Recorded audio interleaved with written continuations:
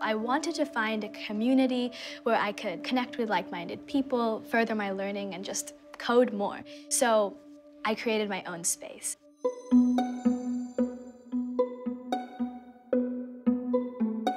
If I had all the facts before I started, I wouldn't have done it. I'm kind of a workaholic. People are like, what hobbies do you have? I'm like, this is my hobby. There was always that burning desire that I wanted to do something of my own, and honestly, I had no idea what that would be.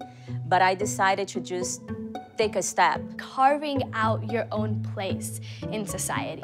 That is the most difficult part. I was horrified by the percentage of the population that didn't have access to clean water. I was horrified by the scarcity of power, and the passion just rose to do something meaningful for the continent of Africa. It was almost like an obstacle course. I thought I knew what I was doing. As I went along, I discovered I didn't, but I'd gone too far to turn back, and it was the greatest life lesson I ever learned. Keep on moving. Every person my age really wants to make an impact, right? And not everybody knows how to do that. They see problems all around them. They want to solve them. And that's why I feel like being able to code is such a superpower. And I want it to help other girls too. I want them to feel a sense of belonging. The more women we have coding, more solutions for women, exactly, which are half of the population will exist. Exactly. So it just makes absolute sense.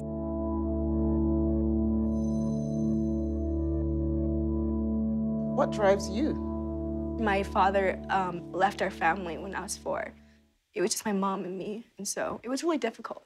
But going through a traumatic experience was like a catalyst for what I'm doing today in mental health, to empower other people to become the best version of themselves. I really understand, having a traumatic experience when you're young that propels you and remains like a life force within you. During the Nigerian Civil War, there was bombing all around, and we had to move, and we had to run, and we had to flee. And then I became a refugee, but I was given an opportunity to survive and thrive. And we were able to get a decent education until the war ended. So that has always driven me to do something, give back.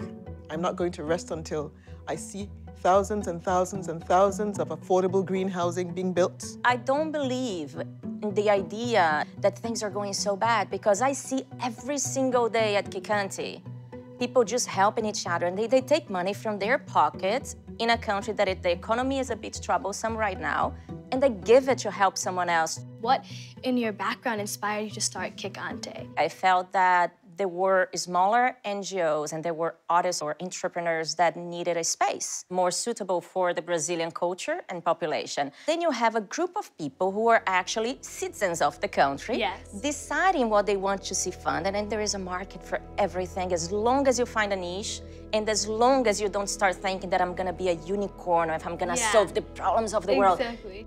You being an entrepreneur, female entrepreneur, and having this much of an impact on society in Brazil itself is something like this a 15-year-old sitting right in front of you wants to do when they grow older. And you will do. I'm pretty sure that you're gonna come out to do amazing, fantastic things. What do you think is something that I can improve on, or something that you find a great asset in me? I see a very strong and empathetic and compassionate social entrepreneur. You're very, very curious. You're inquisitive, you ask questions. I'm excited to take it all in like a sponge. I think you're going to go amazing places.